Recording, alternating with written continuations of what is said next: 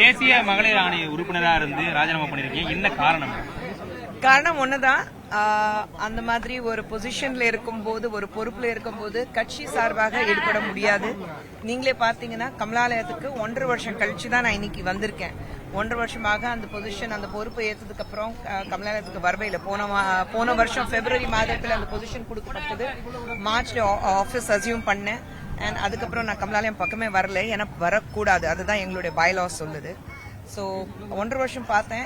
நான் வந்து கட்சி சார்பாக உழைக்கணும், கட்சி சார்பாக வேலை செய்யணும், பாஜகவுடைய காரியகர்த்தாக நான் வந்து பணியாற்றணும்னு ஆசை இருந்தது. ஒரு பொசிஷன் கொடுத்ததுக்கு பிரதமர் அவர்களுக்கும், அமித்ஷா அவர்களுக்கும், நட்டாஜி அவர்களுக்கும், சந்தோஷி அவர்களுக்கும், ஏன்னா அவங்க 4 பேர் பார்த்து தான் அந்த பொசிஷன் கொடுத்தாங்க, அவங்களுக்கு நன்றி தெரிவிக்கிறேன்.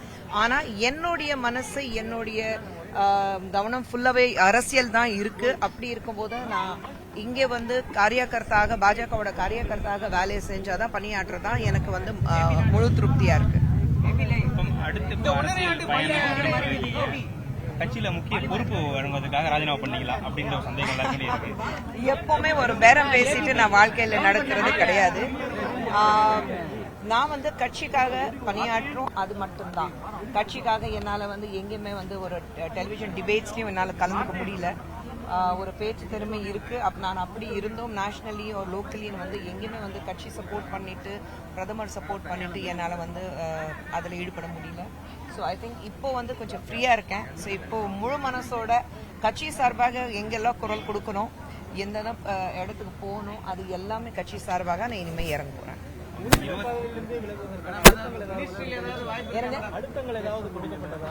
அப்படியெல்லாம் ஒன்றும் கிடையாது. அதான் சொன்னேன், ஒரு பேரம் பேசிட்டு இது கொடுக்காது அதுன்னு அப்படி என்னைக்குமே கிடையாது. கட்சி நம்பி, பிரதமர் நம்பி நம்ம இங்க வந்திருக்கோம். ஸோ பாஜக மாதிரி ஒரு மிகப்பெரிய கட்சி நம்ம வந்து அது கடந்த 10 ஆண்டுகளாக நம்ம பார்த்தீங்கன்னா பாரத தேசம் வந்து எந்த அளவுக்கு முன்னேறி இருக்கு. நம்மளுடைய பிரதமர் நரேந்திர மோடி அவர்கள் இன்னைக்கு உரையாற்றும் போது எவ்வளோ விஷயங்கள் அவர் பேசியிருக்கிறாரு. ஸோ அப்படி இருக்கும்போது எப்படி ஒரு நாடு முன்னேறணும், இன்னைக்கு நாளைக்கு நம்ம நாடு எப்படி இருக்க போகுதுங்கிறது முக்கியம் கிடையாது. 2047ல நம்ம நாடு வந்து எந்த அளவுக்கு ஒரு பிகெஸ்ட் டெமோக்ராட்டிக் கண்ட்ரி மட்டும் இல்லாம தி மோஸ்ட் பவர்ஃபுல் கண்ட்ரியாக இருக்கணும், அதுக்கான மாற்றங்கள் எப்படி கொண்டு வர முடியும், அதுக்கான பேச்சு இன்னைக்கு நம்ம பிரதமர் பேசுறதை நம்ம பார்த்திருக்கோம். ஸோ நம்ம நாடு முன்னேற்றம் அது மட்டும் தானே. நான் முன்னேறி என்ன பண்ண போறேன்? நம்ம நாடு முன்னேறினாதான் நம்ம பசங்க, அவங்களுடைய அடுத்த ஜெனரேஷன் முன்னேற முடியும். ஸோ அதுக்கான வேலைகள் இப்போ இருக்கு. 26 சட்டமன்ற தேர்தல் ராஜினாமா பண்ணீங்களா? ஐயோ ஆரம்பிச்சிட்டீங்களா? 26 அடுத்தது என்ன நடக்க போகுது எனக்கே தெரியல. ஸோ இன்னைக்கு தான் வந்திருக்கேன் கமலாலயத்துல. ரொம்ப சந்தோஷமா இருக்கு. அதுவும் இந்த மாதிரி ஒரு சுதந்திர தினம் கொண்டாடுறதுக்காக 1.5 வருஷம் கழிச்சு நான் வந்து கமலாலயத்துக்கு வந்திருக்கேன். ரொம்ப சந்தோஷமா இருக்கு. அண்ட் அந்த தேசிய கொடி ஏற்றும் போது ரொம்ப பெருமையா இருக்கு. ஏன்னா அண்ணாமலைஜி ரொம்ப நாள் கழிச்சு தான் நான் இன்னைக்கு பார்த்தேன், அதுவும் கமலாலயத்துல.